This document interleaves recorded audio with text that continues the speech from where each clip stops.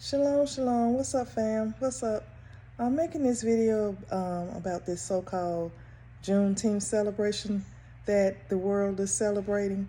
And a lot of my family and friends are also participating in this so-called holiday. I'm turning on my TV and I noticed that CNN is hosting a global celebration. And their theme is a global celebration of freedom. Freedom, a global celebration of freedom. You see, for me, that sounded suspect, and it is suspect for me because, from my perspective, freedom is Fre-edom. And so you got black folks thinking that they are celebrating the slaves being set free in Texas and they're actually celebrating Fre-edom. See, they combine the two together, and this is nothing but a ritual to keep Edom free. You see, they know that the 400 years is up. They know their time is up.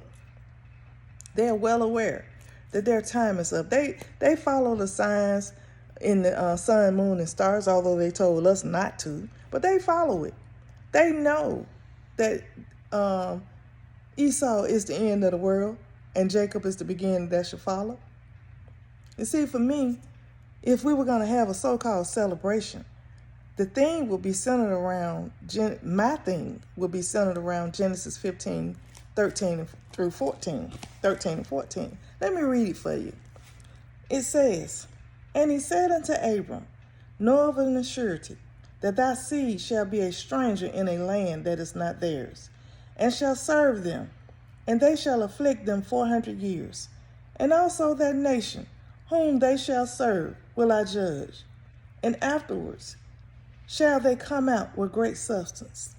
So you see, for me, the celebration will be centered around the great substance that I'm going to come out after this more than 400 years of bondage.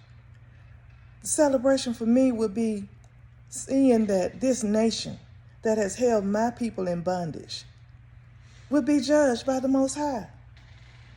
But instead, you people are celebrating what you think are the last slaves realizing that they are free. But instead, you're celebrating Edom. You're doing a ritual to keep Edom free. You see, being free, if we were actually free, then we wouldn't be paying for our water. If we were actually free, if you own a particular piece of property, a house, if you bought land, you wouldn't be paying property taxes on it. You know, your job, you go to work, you have to pay taxes. You got to pay federal taxes. You got to pay state taxes. You pay FICA. You pay the Social Security. You're paying into the Medicare. How come I can't take my own money and save it for my when I become a senior? Why I can't save my own money in the bank? See, I participate. You got a lot of people that participated in Social Security, and then in the end, they die. They can't. They don't receive a check, or they retire and they receive a check for a year. Yet you've been collecting hundreds and hundreds of dollars off them for the last 65 years. Being free, I wouldn't have to take part in that system. But don't pay them taxes. And see, don't they seize your assets? Don't pay them property taxes. See, don't they come take your property? You don't even have freedom of speech anymore. We can't speak freely. You know, you can't talk about a particular group or a people. You can't say certain things. You can't offend certain people on social media. If you do, they'll take your channel down. They'll ban you. So you're not free. As long as you participate in this system, you're not free. You got to lay hold to what the Most High set aside for you. See, they got all these celebrities coming out, and they know you look up to them, and these celebrities are gonna encourage you to participate, and you're all under this curse that I say Snoop Dogg and Rance Allen put on you, living your best life, and you think you're free. I got friends who are so-called say they're in this Hebrew movement, and they say that they have awakened to who they are, yet they participate in all of these worldly activities. They believe they're free because they live in a nice house, they got a job, they drive a nice car. That's not freedom. You know, you got people still thinking that the Most High blessed them with a car note. You got people still thinking that, oh, I'm free. I can go where I want to go. I can do what I want to do. You're not free. Drive that car and go past the speed limit and see if you don't get pulled over.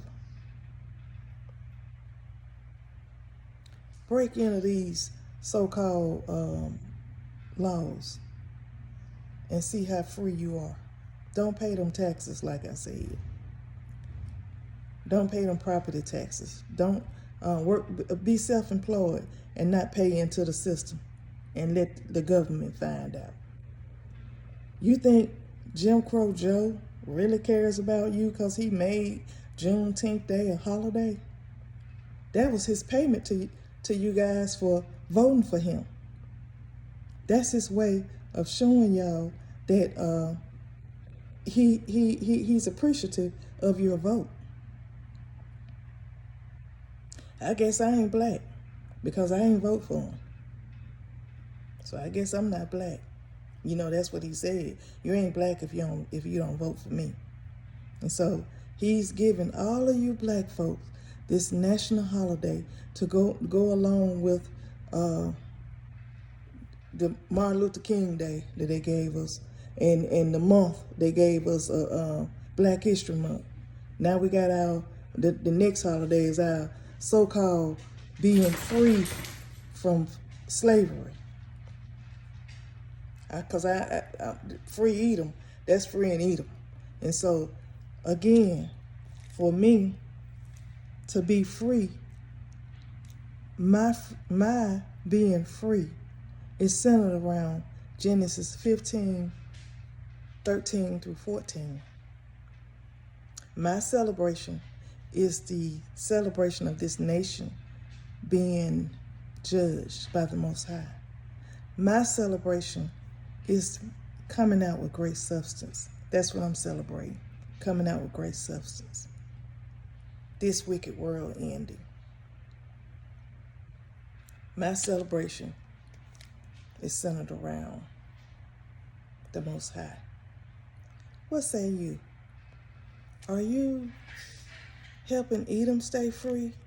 Are you celebrating freedom? Or are you celebrating coming out of servitude? Your people being let go. As they said, let my people go. What say you?